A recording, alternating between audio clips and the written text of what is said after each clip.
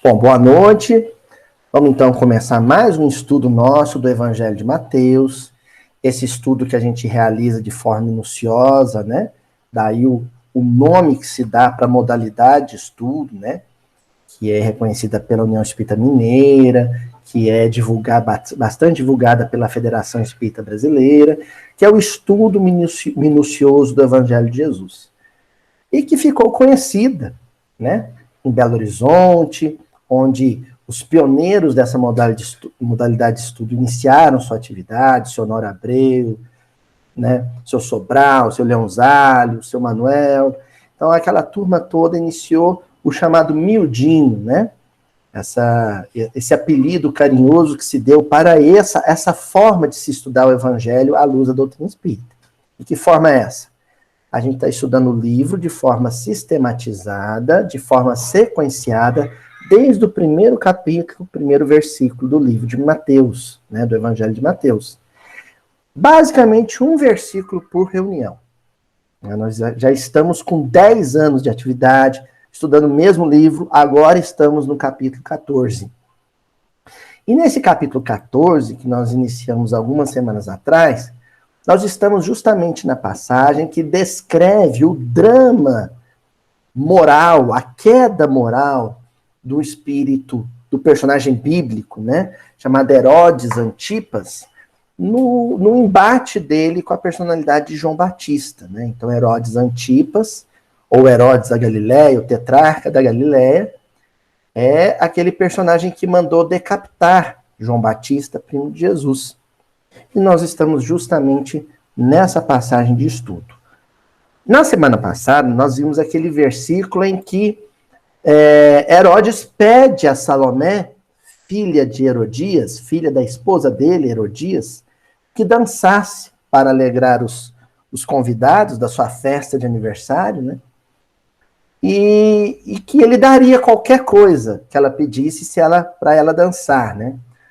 E aí, a gente realizou uma discussão em torno da educação moderna, desse culto à posse e ao consumo.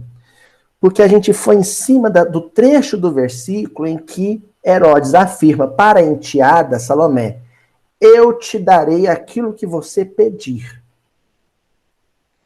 E nós vimos que essa postura tem sido a razão de queda, a razão de ruína da educação de jovens e crianças no mundo moderno. Dar o que eles pedem. Como essa postura do pai, do padrasto, do responsável por qualquer jovem, por qualquer criança, é uma postura equivocada do ponto de vista educacional. Dar o que a criança pede, dar o que o jovem pede.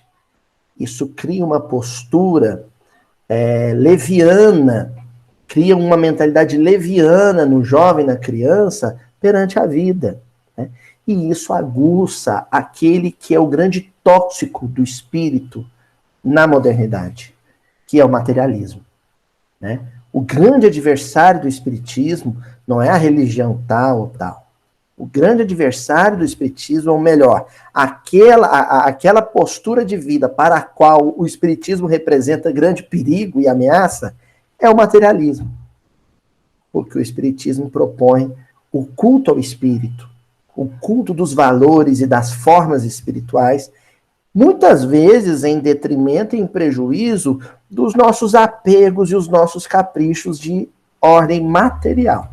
Tá? Foi o que a gente estudou a semana anterior.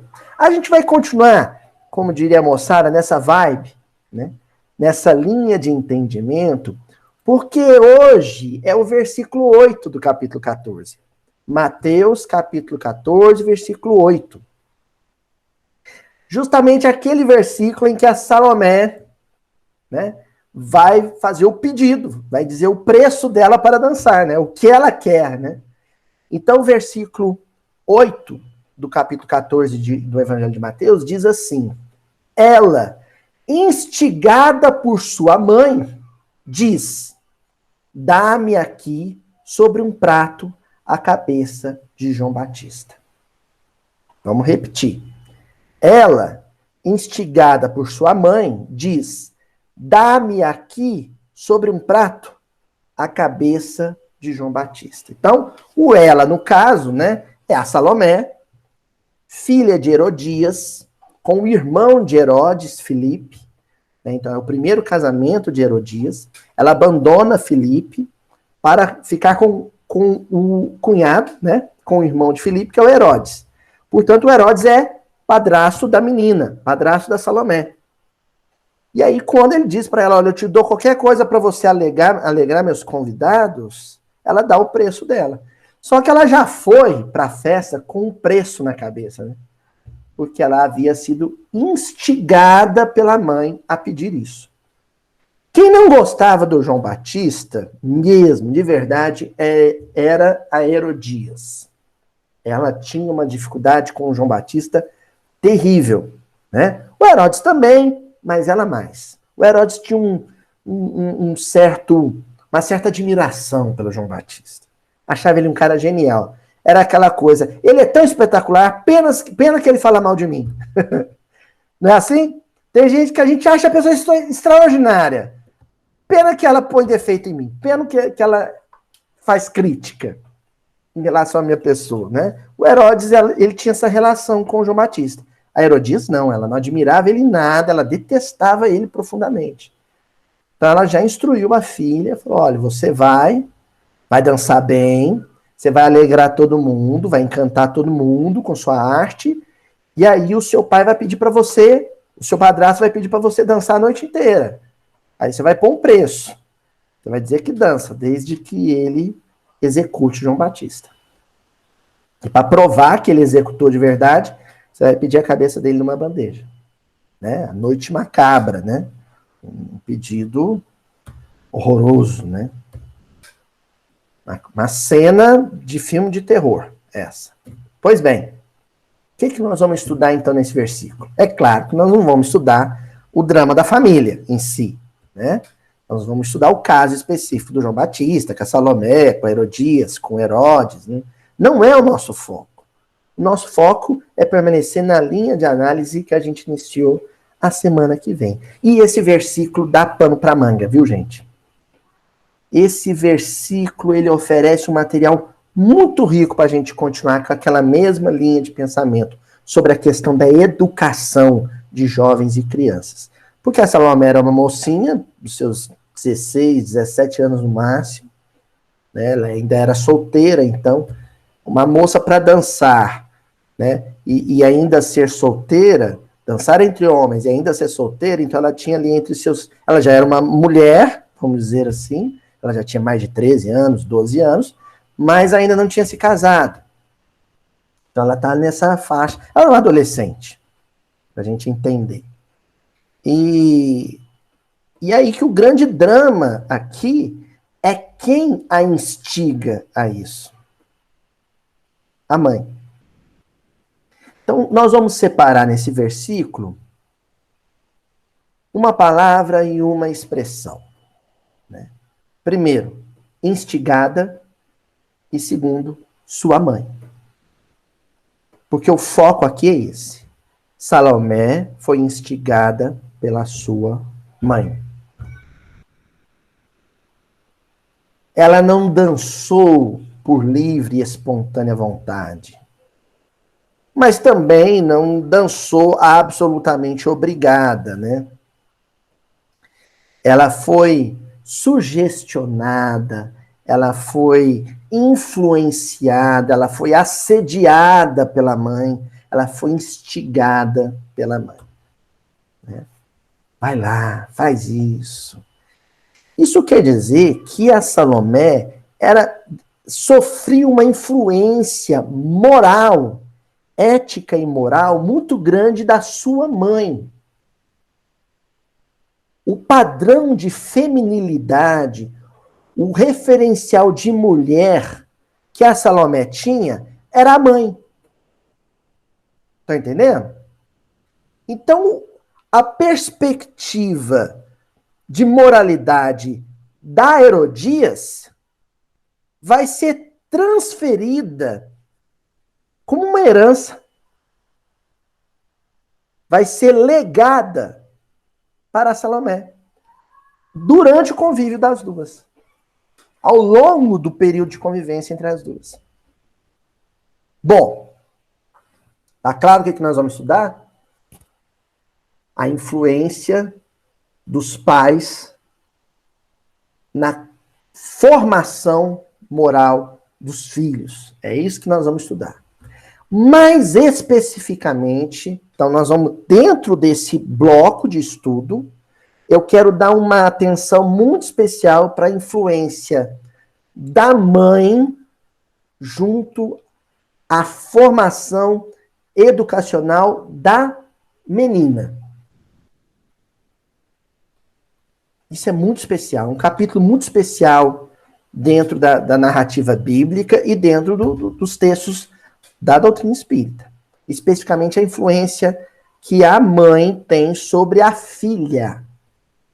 Tá bom? Depois a gente marca uma outra ocasião, vai chegar um versículo em que a gente vai estudar o contrário.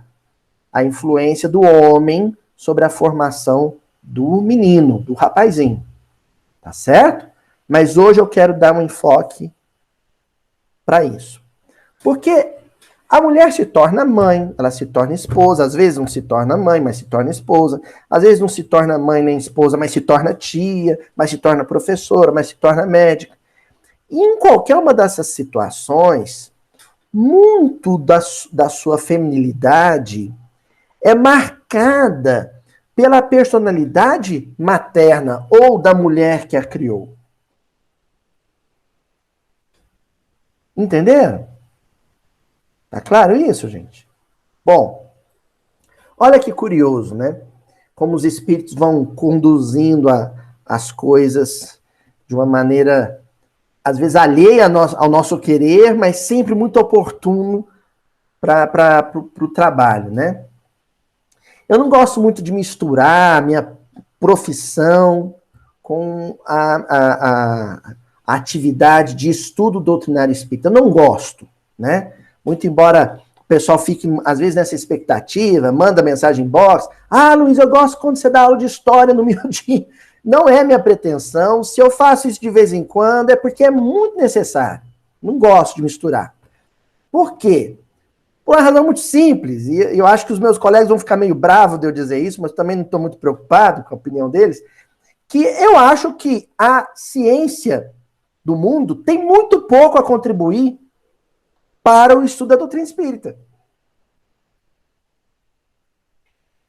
Notem o que eu falei, eu não disse que não tem nada a contribuir, eu disse que tem muito pouco. O caminho inverso é muito mais provável. A literatura espírita, sobretudo a obra de Allan Kardec, a psicografia de Chico Xavier, tem muito mais para oferecer para o estudo da ciência no mundo. Né? Então, eu sou professor de história, sou professor universitário de história, né? Trabalho com ciências sociais, mas aqui o foco é a doutrina espírita. De vez em quando, alguma coisa parece interessante, e essa semana aconteceu isso. Eu estou tendo que fazer o tal doutorado, né? E aí tem um pensador francês que está sendo muito importante para esse trabalho meu, de pesquisa, que é o Pierre Bourdieu. Tem 2 livros especificamente da obra do Bourdieu, um que ele publicou em 1964, que se chama Os Herdeiros, e um em 1970, que é a Reprodução. Ele produziu isso junto com um outro pensador francês chamado Jean-Claude Passaron. Os dois se juntaram e publicaram esse livro. Tá, mas vamos ao que interessa. O que ele começa a falar lá nos Herdeiros? Olha o nome do livro. Os Herdeiros. Ele vai trazer uma noção mais ampla, mais expansiva de hereditariedade. Porque, normalmente, quando a gente pensa em herdeiro, a gente pensa em capital monetário, correto? O filho herda naturalmente, legalmente, né? Herda do pai o seu capital monetário, financeiro, a sua riqueza, suas propriedades, suas posses, né? O apartamento, a fazenda, o carro, né? O dinheiro no banco, a empresa, a firma, o filho herda isso. Só que o Bourdieu ele vai falar que existem outras formas de capital, existem outros patrimônios que nós temos. Um deles, e para o Bourdieu, quando a gente fala de família e educação da criança, é o mais importante, é o capital cultural. Você também deixa de herança para o seu filho um capital cultural. Então vamos dar nome aos bois aqui. A dona Joana Célia trouxe lá da cidade dela uma receita de polvilho maravilhosa, porque ela fazia polvilho quando era mais jovem, não é assim, não, Joana? E aí um dia ela resolveu levar a filha para fazer uma visita na região e tal. E a filha resolveu aprender polvilho. Com a mãe, com as tias. Assim, não, Jana? Aconteceu isso mesmo? Não, nós vamos fazer uma campanha para a menina da senhora aprender, que é importante. Essa transmissão, não só da receita, mas do jeito de fazer, do gosto pelo prato ou pelo ingrediente, isso é transmissão de capital cultural. Entendeu? É uma herança cultural. Vamos supor que a dona Cíntia gosta muito de prender o cabelo, de fazer rabo no cabelo, né? Puxar o cabelo e fazer rabo no cabelo. A menina dela, Murielle, começa a imitar a mãe bem novinha e pega a mesma mania. Isso é transmissão de capital cultural. O gosto estético é um patrimônio cultural que a gente transmite para o filho, transfere para o filho. Mas também crenças e valores, ideais, visão de mundo, isso também a gente transfere. Então, por exemplo, a mãe é muito positiva em casa, não abaixa para o marido, não. Ela é positiva, o marido fala alto, ela fala alto também, ela não deixa o homem tomar conta assim, não. Ela transfere isso para a filha. A filha assimila isso da mãe. Ela vai reproduzir isso na vida familiar dela, posteriormente com o marido dela. Possivelmente. Vamos falar sobre essas possibilidades. Isso é uma crença, é um valor de convivência familiar. Mas também os vícios. Isso é cultura também. Então, o racismo, a discriminação social, isso também é transferido para o seu filho. Os valores éticos, a noção de ética. Né? Então, o Éder é da turma do fio do bigode, né? Palavra é palavra, ele vai lá na venda, se ele falar amanhã eu venho pagar o senhor, pode esperar que amanhã. Porque a honra do nome é uma coisa que ele herdou da família dele e que está transferindo para os filhos dele. Ah, o meu pai era assim. Meu pai não precisava de papel assinado, não. Ele dava o fio do bigode como garantia. Ou seja, a honra masculina, né? Isso a gente vai transferindo. Até aí, tá claro, gente? É óbvio que o Bourdieu, o Passarron vão receber uma crítica muito pesada, né, em relação a essas duas obras. É como se eles fossem reprodutivistas, né? A gente diz isso na sociologia da educação. São reprodutivistas, são deterministas. Hoje a crítica da literatura deles repensa isso. Não é bem assim. Existem outros fatores que vão influenciar na educação da criança, além da influência do pai. O meio social, o lugar onde cresceu, a escola, né? As diretrizes educacionais da escola, o período histórico, se foi na década de 40, se foi na década de 80. Isso tudo vai influenciar também, não só a convivência com os pais. Não existe só uma sociologia dos afetos, né? Existe também uma sociologia urbana, uma sociologia escolar, existem outros aspectos que vão influenciar. Hoje, Quem estuda Bourdieu hoje entende isso, que não existe um determinismo. E aí, eu ouso acrescentar nesses aspectos externos, que transcendem ao convívio pai-filho, um elemento que é espírita, que é a bagagem de vivências de outras eras. Também influencia. Então, olha só, o que vai me formar? Primeiro, a minha bagagem espiritual pretérita, a minha história individual ao longo das encarnações sucessivas e nos intervalos de erraticidade, ou seja, entre uma encarnação e outra, eu também estou aprendendo no mundo espiritual. Isso é uma herança que eu herdo de quem? De mim mesmo, do meu eu pretérito, ou das minhas personas pretéritas. Eu já chamei Joaquim, já chamei Pedro, já chamei José, já chamei Pierre, já chamei John, em vários países, falando várias línguas e usando várias vestimentas, né?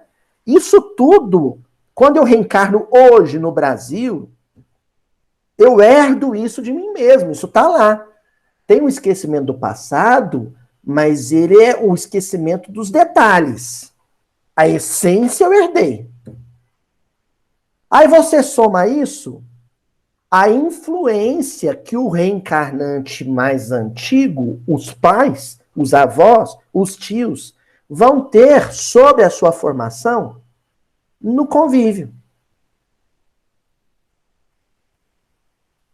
Mas o tempo em que você reencarna, os costumes da sua época, né? O Bourdieu, ele fala uma coisa interessante, ele fala que no final das contas, essa formação cultural, né, ou psicossocial, ela é resultado da junção do morto com o vivo, né?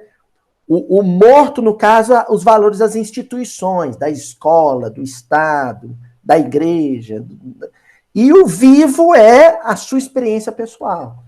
Então, a junção disso resulta no que você é.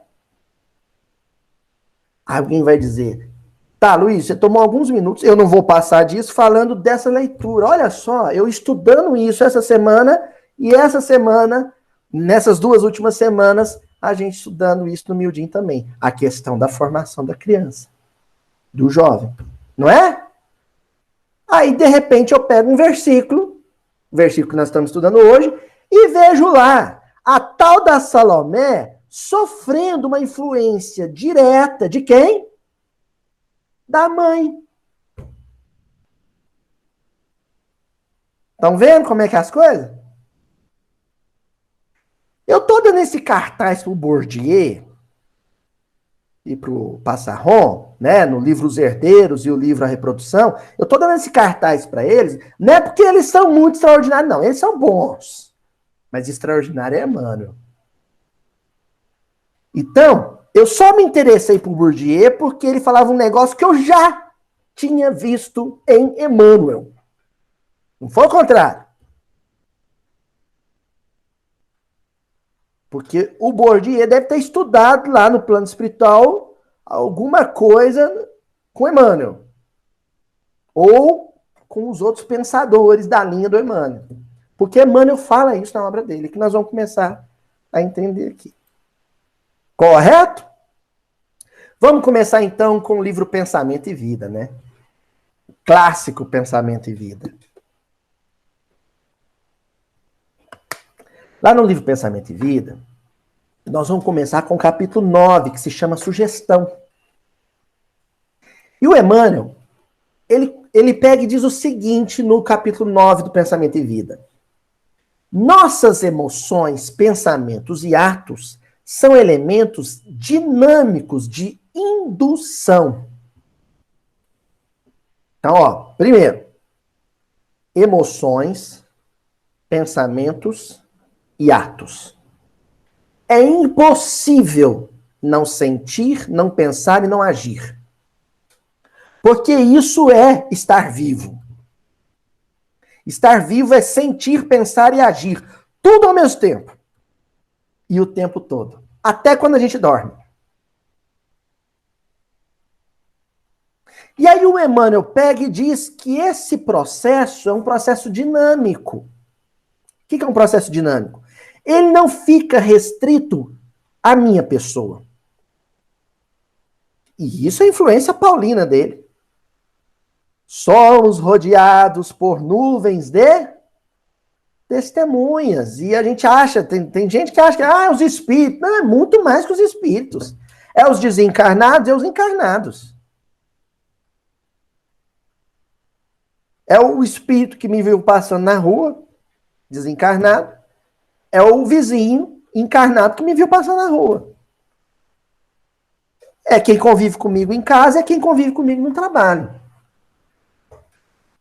A minha relação com os outros é uma relação dinâmica, porque o meu sentir, o meu pensar e o meu agir está sendo observado, assistido. Enquanto eu observo, assisto o pensar, o sentir e o agir dos outros, entenderam? É isso que é o processo de indução.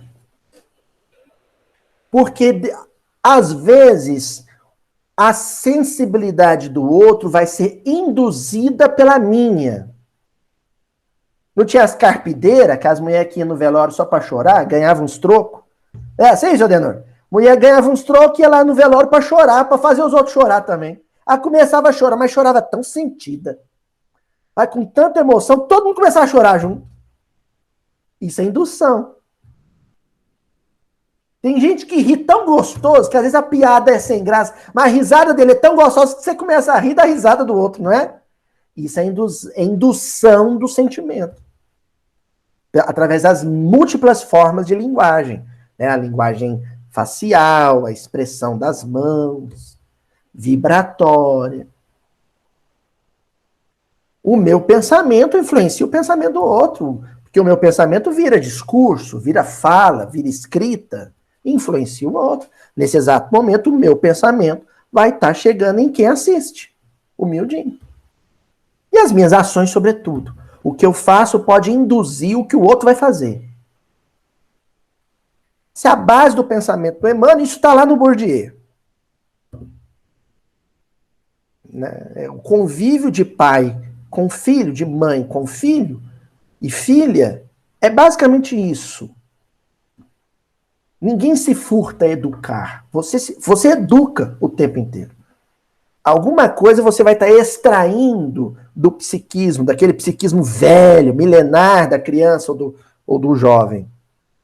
A gente só tem que saber, e isso é um trabalho consciencial, que tipo de indução eu estou induzindo a criança a quê?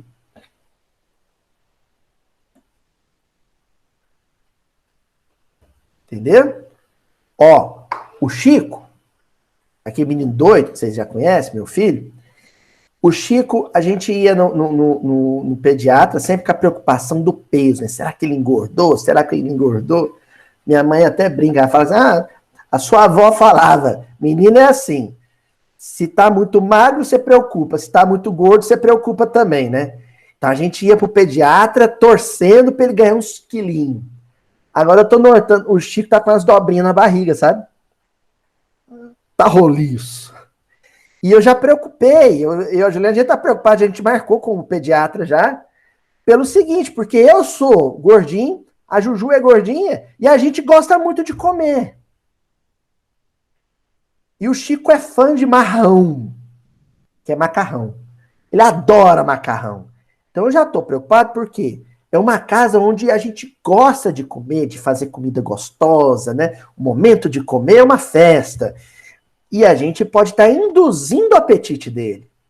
Eu não sei se esse apetite é espontâneo do espírito e está sendo reforçado pelo nosso apetite, dos mais velhos, ou se é alguma coisa que a gente está inserindo no psiquismo dele. Que nem era natural dele, mas a influência do meio. Pode ser uma das duas coisas. É determinista? Não, não é. Porque pode acontecer de um espírito ter um apetite tão centrado, você pode colocar muito gordinho em volta dele, que ele não vai ser influenciado. Às vezes sim, às vezes não. Por via das dúvidas, eu tô de olho.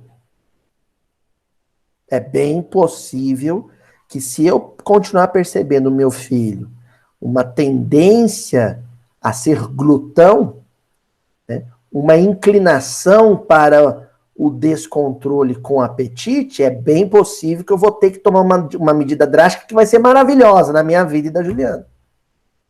Fechar a boca. Vai ser uma pena, porque o mundo da panificação vai perder o meu pão sírio, que é uma obra de arte, vocês já sabem disso, né? Não por terem comido, mas de tanto eu reforçar isso. Assim como... Mas, enfim, a gente está atento para esse processo de indução no Francisco. E isso vai ser em tudo na vida dele, né? Olha o que o Emmanuel diz em seguida. Todos exteriorizamos a energia mental, configurando as formas sutis com que influenciamos o próximo. E todos somos afetados por essas mesmas formas, nascidas nos cérebros alheios. Aí eu sublinhei aqui, as formas sutis com que influenciamos o próximo. É muito sutil. Quando o evangelista Mateus escreve ali que a Salomé foi instigada pela mãe, ele não deixa claro se foi de uma maneira direta, incisiva, ou se foi de uma maneira sutil. Porque pode ser que ela... Olha só, pode ser que a Salomé falou assim, mãe, meu padrasto está pedindo para eu dançar. E a Herodias foi direta, ótimo, então vai pedir para ele o seguinte, a cabeça do João Batista. Como pode ser que a Salomé chegou no quarto da mãe e a mãe estava debulhada em lágrimas?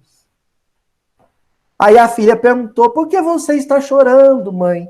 E a Herodias, muito ardilosamente, falou, filha, eu sofro por causa deste homem, João Batista, que me difama para toda a sociedade e fala mal de mim. Como esse homem me faz mal e me adoece. A filha, vou dar um jeito nisso, mãe. E tomou a decisão. Não foi instigado do mesmo jeito? Qual a diferença de uma situação e outra? É sutil. Então a gente tem que tomar muito cuidado quando a gente estiver magoado com um parente. Presta atenção no que eu estou falando. A gente tem que tomar muito cuidado quando estiver magoado com um parente. Sabe por quê? Porque nossos filhos vão se magoar junto.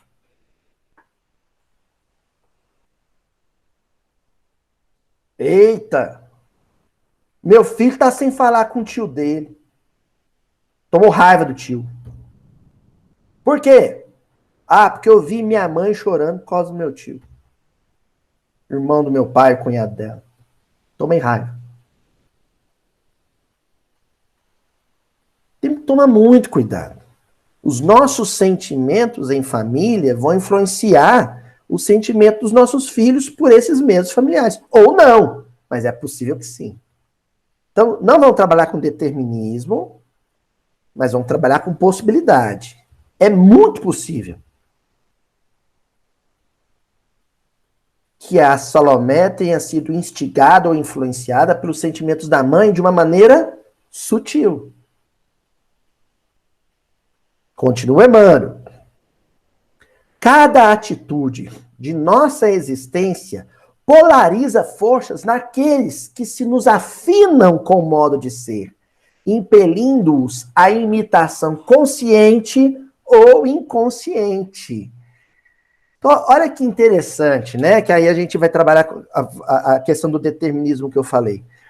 Se o meu filho, olha só que coisa forte, se o meu filho tem as mesmas tendências que eu, e, portanto, ele reencarna na minha casa obedecendo à lei da afinidade, eu não vou precisar fazer muito esforço, eu não vou precisar repetir muitas vezes para que ele reproduza o meu comportamento. Porque muito dessa reprodução está em função da afinidade que ele já tinha comigo. Entenderam? Muito em função disso, dessa afinidade. Já é farinha no mesmo saco. Já vem do mesmo histórico. Das mesmas quedas juntos. Então, na hora que eu der o sinal, na hora que eu me comportar daquela maneira antiga, o meu parceiro, ou melhor, o meu comparsa, vai, reproduzir o mesmo comportamento. Então é bem possível que a Salomé, ela vinha do mesmo histórico de quedas morais da mãe Herodias. É possível que ela já odiasse o João Batista pelos mesmos motivos da mãe. A mãe só reforçou isso. Quando o versículo afirma que a Salomé foi instigada pela mãe, é que a mãe veio e reforçou um comportamento que já era natural da Salomé. Que tipo de reforço, que tipo de grifo, de sublinhado eu estou imprimindo na personalidade do meu filho? O menino já é um banqueiro terrível, um agiota cruel, de outra existência. Sabe, aquele banqueiro que o sujeito tá com a língua para fora enforcada e vem e puxa a língua? Sabe como é que é? Aí o menino já tá com essa tendência forte. Eu pego e dou um cofrinho de presente para ele, cheio de moedinha, no aniversário de 5 anos dele, e falo assim, aqui ó, para você poupar. Quer dizer, eu vim e reforcei na personalidade dele alguma coisa que já tá lá, e que eu deveria trabalhar ao contrário. Deveria trabalhar para desarticular, para enfraquecer, para fragilizar. Eu vim e turbinei. Entendeu?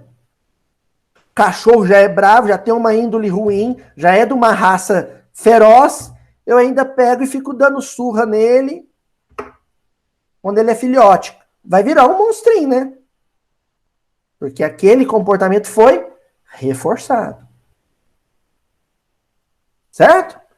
E aí, para a gente fechar essa fala do Emmanuel no Pensamento e Vida, ele diz assim, somos hoje, deste modo, aí que eu dei um joinha pro Bourdieu, viu, tia Adriana?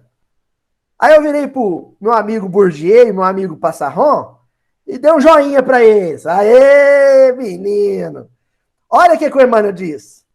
Somos hoje, desse modo, herdeiros positivos dos reflexos de nossas experiências de ontem, com recursos de alterar-lhes a direção para a verdadeira felicidade. Então o Emmanuel, ele entrega o trabalho pronto. Ele fala assim, ó, a gente é herdeiro do passado, a gente é herdeiro da formação cultural dos nossos pais, intelecto moral dos nossos pais, mas isso não é determinante. Existe a possibilidade de seguir essa influência, de ceder a essa influência ou não. Porque senão, gente, botava tudo na conta do pai, né? Aí era fácil, né? Ah, é porque eu fui influenciado pelo meu pai. Não. Você tem responsabilidade, sim. Porque você não é herdeiro só do seu pai e da sua mãe. Você é herdeiro também de você mesmo. Do seu passado. Então você já era meio torto, meio mal inclinado. Seus pais vão responder, se responsabilizar pelo reforço. Mas os espinhos já estavam aí. Tá ok? Bom, aí nós vamos deixar Emmanuel agora e vamos no outro grande educador, nosso querido professor Allan Kardec, com os Espíritos da Codificação. No Livro dos Espíritos, no livro 2, do capítulo 4, intitulado Pluralidade das Existências, tem uma sequência de questões, que é a questão 207, 208, 209. Só que nós vamos estudar aqui a 207, 207A e a 208. Então, lá na questão 207, Kardec pergunta para os espíritos.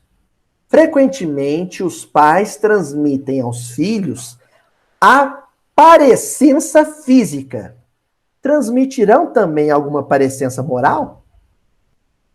Oh, olha que pergunta de Allan Kardec. Você olha para o menino e fala assim, nossa, ele é a cara do pai dele. Nossa senhora, igualzinho o pai dele. Nossa, aquela moça é a cara da mãe dela, impressionante. Não é assim? Aí Kardec pergunta, essa parecença, essa semelhança física, ela se dá também no campo intelecto-moral? No campo da cultura? E notem bem, quando a gente fala cultura, é no sentido mais amplo que existe. Não é só as artes e as ciências e os costumes, não. É tudo, inclusive a noção de moral e de ética. Né? Então, essa semelhança, ela é só física ou a gente pode percebê-la também no campo intelecto-moral? Curiosa a resposta dos espíritos, porque ela vai driblar a gente, sabe? O elástico do futebol vai deixar a gente desconcertado. Olha só que coisa impressionante que os espíritos respondem para Kardec. Não, que diferentes são as almas ou espíritos uns dos outros. Eles respondem mais coisas, mas eu vou parar por aqui. De cara eles falam, não. Nenhum espírito é igual ao seu pai, do ponto de vista intelecto-moral. Podem existir aspectos de afinidade e semelhança, parcial e relativa. Mas até na hora de errar, no mesmo erro, erram de maneiras diferentes. Ou reagem ao próprio erro de uma maneira diferente. Olha só que coisa sábia que os espíritos estão dizendo. Então o pai tem um problema do alcoolismo. O filho tem um problema do alcoolismo. Mas o pai vira para a família e fala assim, bebo sim, ninguém tem a ver com isso. Enquanto o filho sofre e fala, gente, me ajuda a parar de beber. Entenderam? Então ali existe uma afinidade.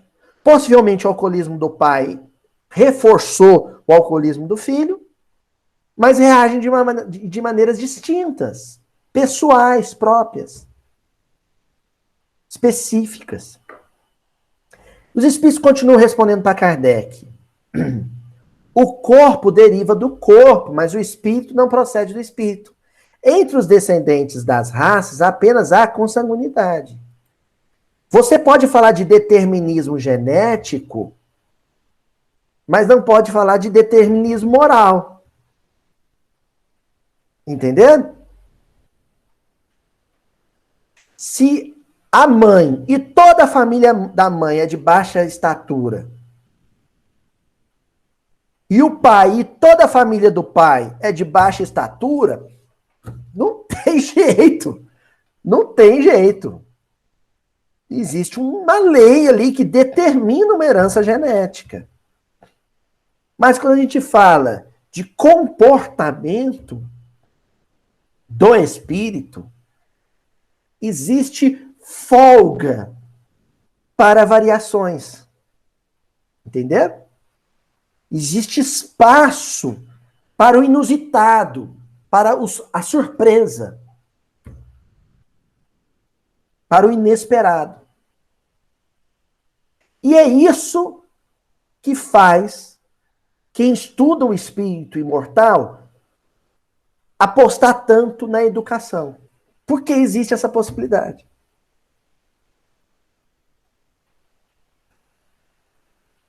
Uma postura determinista faz a gente desistir de educar. Entendeu?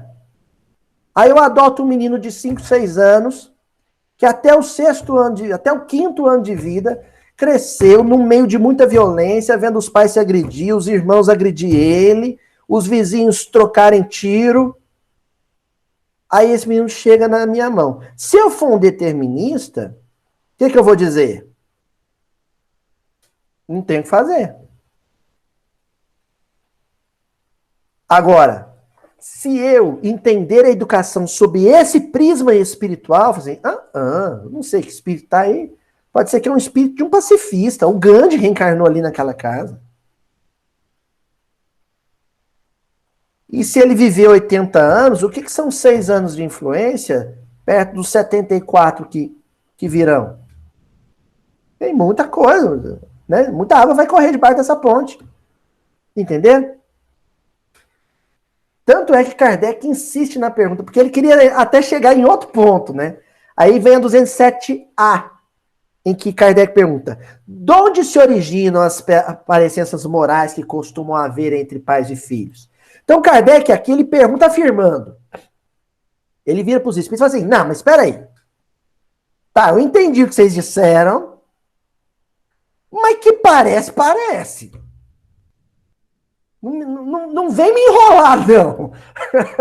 Cara, não vem me enrolar, não. Eu fui. Vocês lembram da semana passada? Que a gente estudou da menininha? Que Kardec ficou horrorizado. A menina era terrível. Eu fui na casa de uma tomar um café da tarde. A mãe era meio mimada. A menina também era. A mãe era manhosinha. A menina também era. Eu quero que vocês me falem o seguinte, tá, não é idêntico, mas alguma coisa parece. De onde que vem isso? Aí os espíritos respondem para Kardec. É que uns e outros são espíritos simpáticos, que reciprocamente se atraíram pela analogia dos pendores. Vieram de um histórico existencial, evolutivo, com respostas muito semelhantes aos estímulos externos, vamos dizer assim. Reencarnaram muitas vezes juntos, vivendo as mesmas situações e reagiram a essas situações de uma maneira muito próxima. Aí um dado caráter, foi sendo reproduzido. Existência após existência. Cristalizou. Impregnou na personalidade de um e de outro. O problema é que, independente de qual dos dois for, vamos pensar pai e filho, ou mãe e filha, no caso da Herodias e da Salomé, o que reencarnar primeiro tem compromisso educacional com o que reencarnar depois. Pronto. Fechou. O que reencarnar primeiro vai reencarnar escutando do avalista reencarnatório dele assim: olha lá, hein? Você vai reencarnar e ele vai vir seu filho. Olha lá, hein?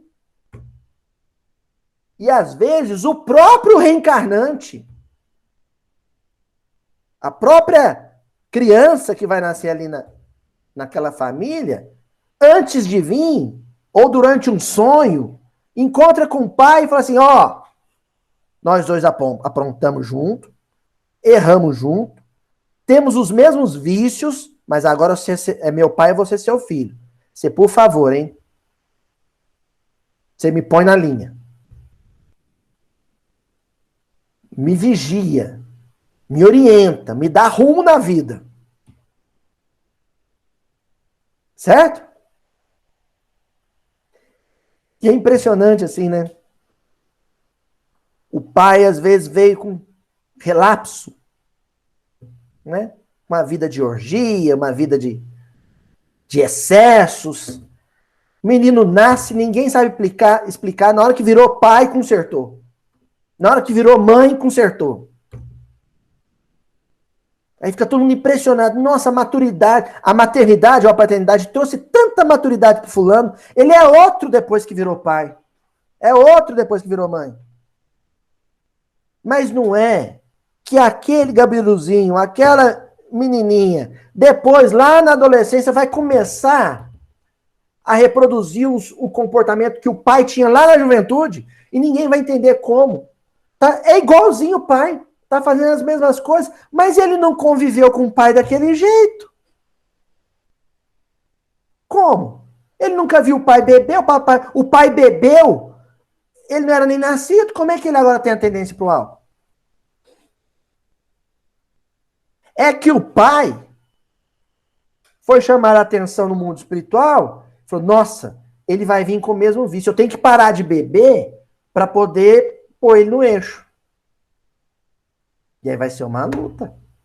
Mas essa mudança de atitude do pai vai ser um reforço positivo. O pai vai poder olhar para ele e falar assim, olha meu filho, Eu sei o que o álcool faz com a vida da gente.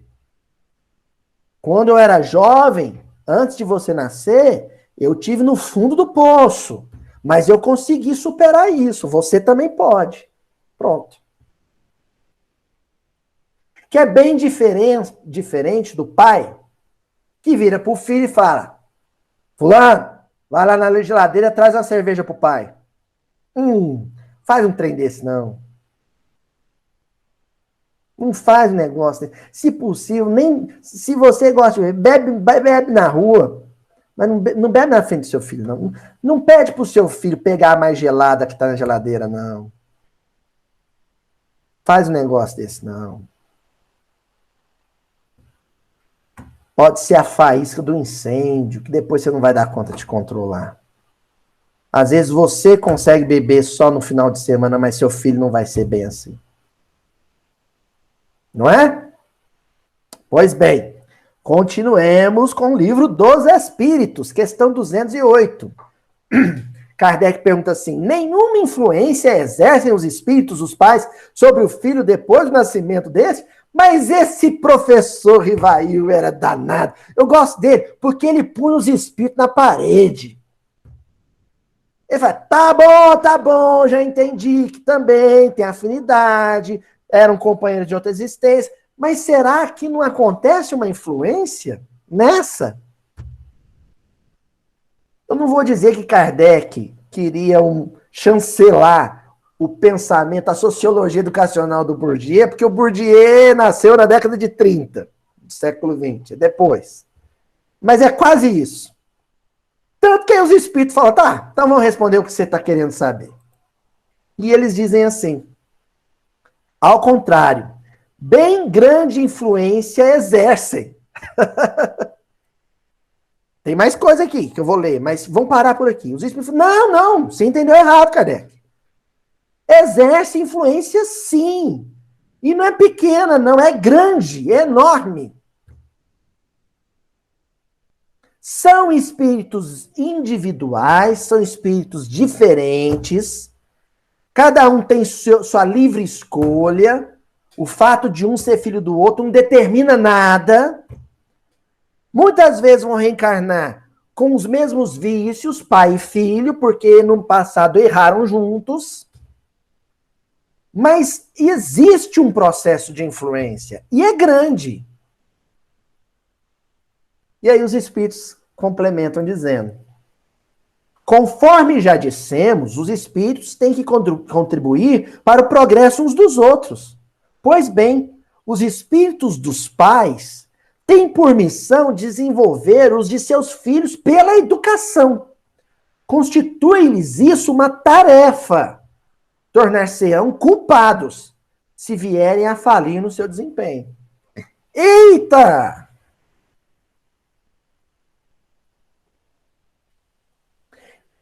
Vou resumir. Pode até não virar gente, mas por escolha do filho. Se for porque você deixou de trabalhar, de agir como pai,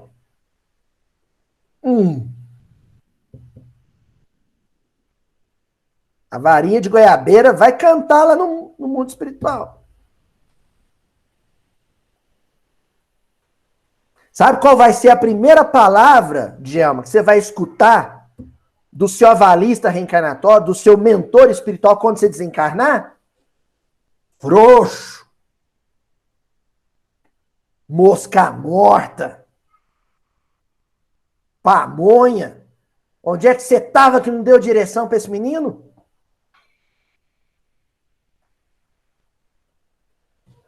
Voltou os dois do mesmo jeito. Pois bem, pra gente encerrando, então, agora nós vamos lá. Aliás, nós não vamos encerrar, não. Nós não vamos encerrar, não. Porque o que vem aqui é muito importante. Mas muito importante, não é pouco, não. Tem mais duas leituras aqui que eu não posso correr com elas. Então nós vamos fazer assim, nós vamos parar aqui. E a semana que vem, só porque o senhor Adenor hoje está vindo a primeira vez, nós vamos ficar 2 semanas no mesmo versículo, viu, senhor Adenor? Daqui 30 anos nós acabamos o livro. Nós vamos parar por aqui, porque nós vamos voltar nesse assunto, nesse mesmo versículo. Essa história da Herodias ter instigado a Salomé no crime contra o João Batista, isso é muito sério. Porque todo pai espírita cristão, ou pelo menos os pais que estão aqui no estudo hoje, tem que se perguntar o seguinte: que tipo de crime o meu filho comete hoje na vida adulta que foi, de certa forma, instigado por mim? E nós não estamos falando de crime do Código Penal, óbvio. Claro.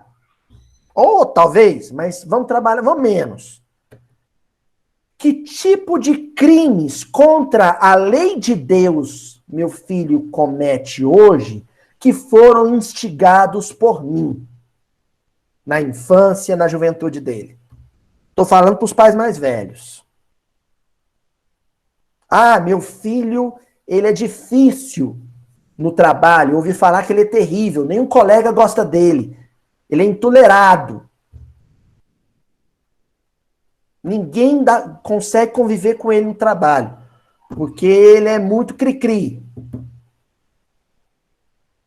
Esse comportamento dele no convívio social foi instigado por mim na infância e na juventude? Eu tenho que fazer essa crítica. Ah, minha filha é uma péssima esposa, maltrata o marido, humilha o marido, trata mal o marido. Isso é um crime perante a lei de Deus. É um crime contra a instituição do casamento, contra ali o processo reencarnatório em que os dois se encontram irmanados. Em que medida eu instiguei esse comportamento nela? Essa é a pergunta que nós vamos, para essa semana, até quarta-feira que vem, com ela. Porque na semana que vem, nós vamos voltar nesse mesmo versículo 8 e vamos ver mais duas leituras importantíssimas que eu separei. Vou até dar a dica, viu, gente? Ó, vocês vão ler em casa. Vou dar a dica. Pessoal de casa também, da internet, que acompanha o canal também, ó. Um livro meio difícil de encontrar, mas acho que pelo menos um PDFzinho na internet vocês acham. Não é legal não ficar baixando o PDF, mas quando o livro saiu de catálogo não tem o que fazer, né? Então o livro Falou e Disse.